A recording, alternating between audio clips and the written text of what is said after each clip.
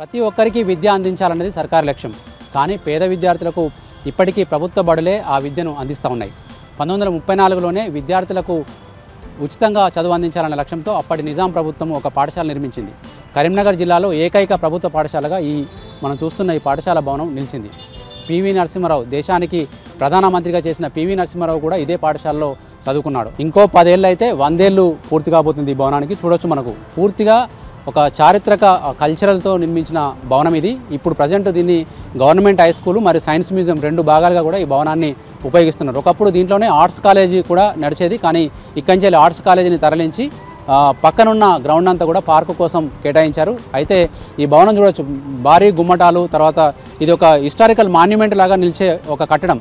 ఈ కట్టడం కూడా పూర్తిగా శిథిలమవుతుందని చెప్పడానికి బయట ఉన్న ప్రాకారాలు చూస్తే మనకు అర్థమవుతుంది. ఆ పైన ఉన్న ఆ గుమ్మటాలన్నీ కూడా కూలిపోయినాయి.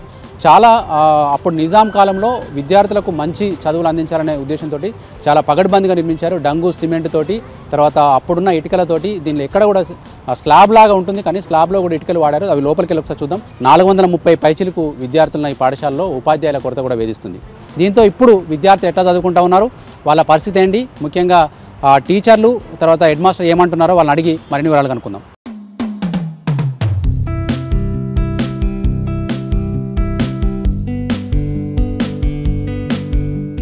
కరీంనగర్ ఓల్డ్ హై స్కూల్లోని 8వ తరగతి బి సెక్షన్ గదిలో ఉన్నాం మనం.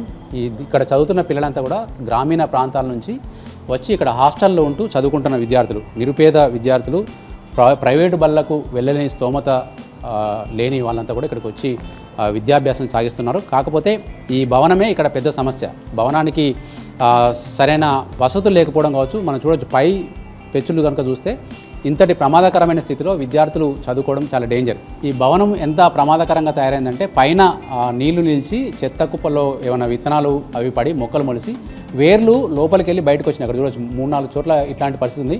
అక్కడ ఆ పార్ట్లో కావచ్చు, ఆ మూలకు కావచ్చు, తర్వాత ఇటు పక్కన కావచ్చు, ఈ 3 చోట్ల కూడా పైన మొలిసిన మొక్కల వేర్లు బయటకు వచ్చినాయి. ఆ మొక్కలు పెరిగితే కనుక వేర్లు ఈ మొత్తం స్లాబ్నే పెకిలించే అవకాశం ఉంది. ఇట్లాంటి పరిస్థితి మళ్ళీ వానాకాలం కనుక ఇక్కడే చదువుకోవాల్సి వస్తే మాత్రం విద్యార్థులు చాలా ప్రమాదాన్ని ఎదుర్కొంటారని చెప్పొచ్చు. కాబట్టి వీలైన తొందరలో ఇక్కడి నుంచి ఈ పాఠశాల తరగతి గదులను మార్చాల్సిన అవసరం అయితే కనిపిస్తుంది. వర్షాకాలంలో నీళ్లు వచ్చినప్పుడు అవి ఇంకింత ప్రమాదకరంగా మారి వీళ్ళ మీద పడే ప్రమాదం ఉంది. 8th బికి సంబంధించిన ఒక విద్యార్థి ఉన్నాడు. బాబు, ఏం పేరు నీ పేరు? నవీన్. నవీన్, ఎక్కడి నుంచి వచ్చినావు?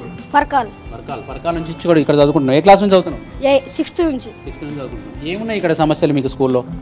వర్షం పడుతుంటే వాటర్ వస్తున్నాయి, చల్ల వస్తుంది, భయంకరం ఉంది. ఇట్లా పర్రెలు పగిలి రాసుకున్నాం కదా సార్, రాసుకున్నది బుక్ నీళ్ళు పడి బుక్కులు ఖరాబ్ అవుతున్నాయి సార్. మళ్ళీ తప్పు రాసి వాటర్ పడితే ఇట్లా మలిపిస్తే మొత్తం పేపర్ పాడైపోతున్నాయి సార్. అందుకే బండలు పడుతున్నాయి, పైకి బండలు పడుతున్నాయి సార్, ఇటుక బిడ్డలు. మరి వేరే క్లాస్ రూమ్ మార్చడానికి ఇక్కడ జాగలేదా సార్? అన్ని అట్లా ఉన్నాయి సార్, అన్ని క్లాస్ రూమ్లలో ఇట్లే ఉంది సార్. భయంకరంగా ఉంది, చదువుకోవడానికి ఇబ్బందికరంగా ఉంది, స్ట్రెంత్ ఎక్కువ ఉంది. వేరే తరగతులకు వెళ్దామన్నా అక్కడికి ఇదే పరిస్థితి ఉంది. వర్షాలు వచ్చినప్పుడు పైకి వెళ్ళి పెచ్చలు ఇట్లా కింద పడుతున్నాయి. మేము లేనప్పుడు పడతాయి, వర్షం బాగా వచ్చినప్పుడు ఇట్లా పడతాయి. ఎట్లా ఉంది మీకు మూత్రశాలలు అవన్నీ ఎట్లా ఉన్నాయి? అవి క్లీన్గా ఉండు, క్లీన్ చేపిద్దామంటే వాళ్ళు ఉండదు. ఎన్ని ఉన్నాయి యూరినాల్స్? మీరు ఎంతమంది ఉన్నారు? మేము బాగానే స్ట్రెంత్ 400 దాకా ఉంటాం. టీచర్లు ఉన్నారా అందా మీకు సరిపడా? ఉన్నారు. ఏమి సబ్జెక్టులకు అన్ని పాఠాలు కరెక్ట్ అయినాయి? అన్ని కరెక్ట్. ఏంది ఇప్పుడు పైన చూస్తేనేమో అట్లా ఉంది కదా, కూర్చుంటే పాఠం మీద కాన్సన్ట్రేషన్ ఉంటుందా, పైకి చూస్తూ ఉంటావు? భయం అవుతుంది, ఎప్పుడు పడతాయో తెలియదు. ప్లస్ మళ్ళీ వాష్రూమ్స్ ఇంకా లైన్ కట్టాల్సి వస్తుంది. ఓన్లీ 6 ఉన్నాయి. ఈ తరగతి గది చూస్తే ఓల్డ్ భవనం, కానీ ఆధునిక వసతులు మాత్రం ఇక్కడ ఏర్పాటు చేశారు. డిజిటల్ బోర్డులు పెట్టి అంటే ఓల్డ్ న్యూ మనకు ఆధునికమైన వసతులు కల్పించినప్పటికీ కూడా ఈ భవన నిర్మాణం, కొత్త భవన నిర్మాణం పూర్తి కాకపోవడంతో ఇట్లాంటి ఉన్న చోటనే ఇట్లాంటి డిజిటల్ బోర్డులు పెట్టి విద్యార్థులకు చదువు నేర్పిస్తూ ఉన్నారు. ప్రభుత్వ పరంగా ఆధునిక సౌకర్యాలు కల్పించినప్పటికీ కూడా భవనం విషయంలోనే విద్యార్థులు భయాందోళనకు గురవుతున్నారు. ఇక్కడ ఇది ఓవరాల్గా 8th క్లాస్ బి సెక్షన్లో ఇట్లాంటి పరిస్థితి ఉంటే మరొక రూమ్లో కూడా ఎట్లాంటి వస్తువులు ఉన్నాయి, తర్వాత అక్కడ టీచర్లు కానీ విద్యార్థులు కానీ ఏమనుకుంటున్నారో ఒకసారి వాళ్ళని కూడా మాట్లాడిద్దాం.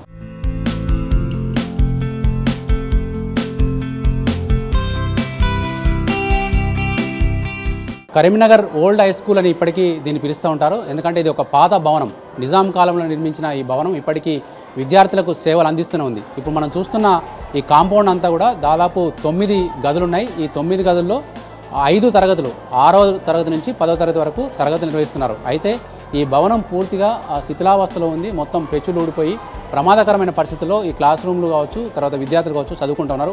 నిజాం కాలంలో నిర్మించిన ఈ భవనం నిజానికి ఒక రకంగా చాలా గట్టిగా ఉన్నట్టే చెప్పుకోవచ్చు. ఇప్పటికి అప్పటి కాలం నిర్మించిన ఈ పిల్లర్లు కావచ్చు, తర్వాత ఆ స్లాబ్ కేసిన ఇటుకలతో మొత్తం డంగు సిమెంట్తో ఈ స్లాబ్లు ఏర్పాటు చేశారు. కానీ దాదాపు 90 సంవత్సరాలు పూర్తి కావడంతో మొత్తం ఇప్పుడిప్పుడే ఇవన్నీ పెచ్చులన్నీ ఊడిపోయి చాలా అధ్వానంగా తయారైంది. దీనికి మెయింటెనెన్స్ లేకపోవడం కావచ్చు, మరో కొత్త భవనం నిర్మిస్తామన్న ఆలోచనతో కావచ్చు ఇవన్నీ రిపేర్లు చేయడం లేదు. ఇక్కడ పిల్లర్లు కూడా మొత్తం చూడొచ్చు, ఇటుకలు అవన్నీ కూలిపోయి చాలా దారుణంగా తయారైంది. పాఠశాల హెడ్ మాస్టర్ షేక్ చాంద్ పాషా గారు అన్నారు. ముఖ్యంగా ఈ స్కూల్ విశేషాలు చాలా చారిత్రక నేపథ్యం ఉన్న స్కూల్ ఇది. ఈ స్కూల్లో దాదాపు చాలా ప్రముఖులంతా చదువుకున్నారు. హెడ్ మాస్టర్ని అడిగి మరిన్ని వివరాలు తెలుసుకుందాం. సార్, మనకు ఈ ఓల్డ్ హై స్కూల్ చరిత్ర ఎట్లా ఉండేది సార్ ఒకప్పుడు? మన ఓల్డ్ డిస్ట్రిక్ట్లో ఇటు only one school in the district only. So మన ఈ స్కూల్లో చాలా పెద్ద వాళ్ళు ఉన్నారు సార్. పివి నరసింహారావు కానీ ఇంకా పెద్ద లీడర్లు కూడా ఇక్కడ ఉన్నారు. ఇక్కడ ఉన్న వాళ్ళు ఇప్పుడు పెద్ద పోస్ట్ చదువుకున్నారా పివి వాళ్ళు? ఇక్కడ చదువుకున్నారు సార్. పివి నరసింహారావు రికార్డ్ ఇక్కడనే ఉంది. ఇక్కడ కూడా పివి నరసింహారావు ఇక్కడ చదువున్నారు. ఇక పెద్ద లీడర్స్ ఉన్నారు సార్ ఇక్కడ చదివిన వాళ్ళు. మళ్ళీ రీసెంట్లీ కూడా ఓల్డ్ స్టూడెంట్స్ కూడా యూనియన్ వాళ్ళు కూడా వచ్చారు ఇక్కడికి. వాళ్ళు కూడా చాలా పెద్ద ఆఫీసర్లు ఉన్నారు sir. Degree college lecturers, professors, vice chancellors కూడా ఇంట్లో ఉండి చదువుతున్నారు. ఇది ఒక్కటే స్కూల్ అప్పుడు. అది చాలా పెద్ద చరిత్ర ఉంది. కానీ సార్ ఇప్పుడు ఈ బిల్డింగ్ ఏముందంటే కొంచెం డిస్మెంటల్ కండిషన్లో ఉంది సార్. వర్షాకాలంలో ఇన్ ద రైనీ సీజన్స్ పైన రౌతులు పడుతుంటాయి. ఎప్పుడైనా పిల్లల మీద కూడా పడుతున్నాయి రౌతులు. మళ్ళీ నీళ్లు కాడుతున్నాయి కూడా. అయితే మేము ఆల్రెడీ మున్సిపల్ కమిషనర్కి కానీ డిస్ట్రిక్ట్ ఎడ్యుకేషనల్ ఆఫీసర్కి కలెక్టర్కి రిప్రజెంట్ చేసినాం సార్. కలెక్టర్ మేడం కూడా రీసెంట్లీ ఇక్కడ విజిట్ చేశారు. అయితే మా పక్క ఇంకో కొత్త బిల్డింగ్ కడుతున్నారు సార్. ఆ కన్స్ట్రక్షన్ ఆగిపోయింది. ఆ కన్స్ట్రక్షన్ మొత్తం అయిన తర్వాత ఈ బిల్డింగ్ ఎంతమంది విద్యార్థులు చదువుతున్నారు సార్? ఎన్ని తరగతి గదులు ఉన్నాయి? ఎట్లా ఉంది సార్? ఇప్పుడు మా దగ్గర టోటల్ స్ట్రెంత్ ఈజ్ 434 సార్. అయితే ఇప్పుడు మా దగ్గర 9th రూమ్స్ ఉన్నాయి. ఇక్కడ కొన్ని స్టాఫ్ తక్కువ ఉన్నారు సార్. అది రీసెంట్లీ డిఓ గారు 4 టీచర్స్కి రిప్రజెంటేషన్ పైన ఇక్కడ ఇచ్చారు. ఇప్పుడు మేము 6th, 7th, 8th మేము సెక్షన్ చేసినాము. అది అయితే కూడా సార్ ఇంకా టీచర్స్ కావాలి మనకి. యాజ్ పర్ నార్మ్స్ ఇంకా మాకు టీచర్స్ కావాలి. అది ఎప్పుడైతే మంచిగా నడుస్తుంది సార్. బడైతే మంచిగా నడుస్తుంది.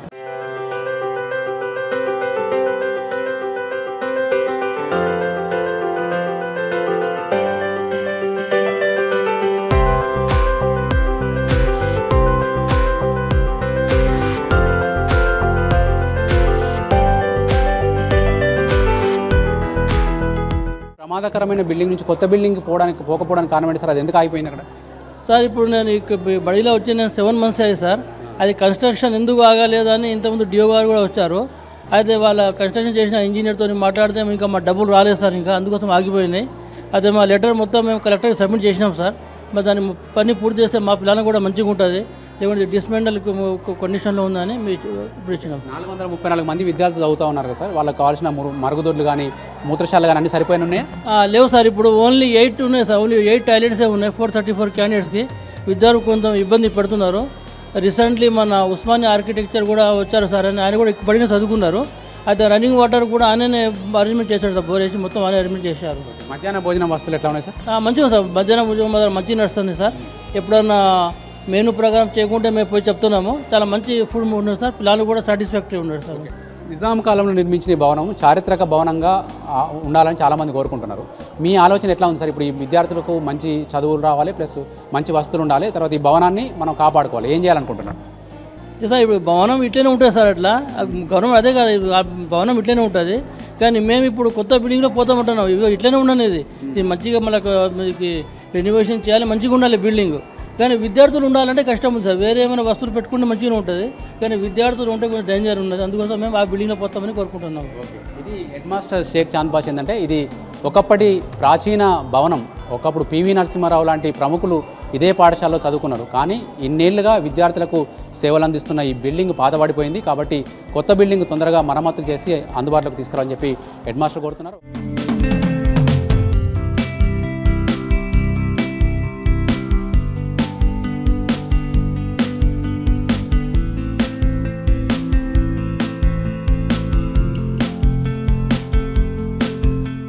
గతమెంతో ఘనకీర్తి గల కరీంనగర్ ప్రభుత్వ పాఠశాల తీవ్ర అధ్వాన స్థితిలో ఉన్నట్టు ఇప్పటిదాకా మనం చూసాం. కానీ ఆ పాఠశాల భవనాన్ని మార్చడం కోసం కొత్త బిల్డింగ్కు ప్రతిపాదించి నిర్మాణం కూడా మొదలుపెట్టారు. కానీ మధ్యలోనే వదిలేశారు. ఇక్కడ చూస్తున్న ఈ భవనము పిల్లర్లు లేసి మధ్యలో వదిలేశారు.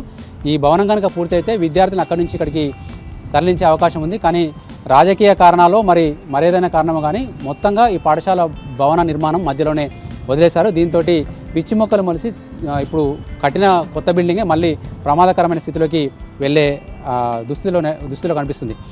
ఇక్కడ దీని పక్కన చూడవచ్చు, మనకు పాత బిల్డింగ్ అటు పక్కన కనిపిస్తూ ఉంది ఓల్డ్ హై స్కూల్. ఇప్పుడు ఇప్పటిదాకా మనం చూసిన విద్యార్థులంతా కూడా అదే భవనంలో చదువుకుంటూ ఉన్నారు. దాంట్లో ఒక భాగం సైన్స్ మ్యూజియంకి వస్తే ఇంకొక భాగంలో హై స్కూల్ నిర్వహిస్తున్నారు. హై స్కూల్కి సంబంధించి 6 నుంచి 10వ తరగతి వరకు 430 పైచిలకు విద్యార్థులు అక్కడ చదువుతూ ఉన్నారు.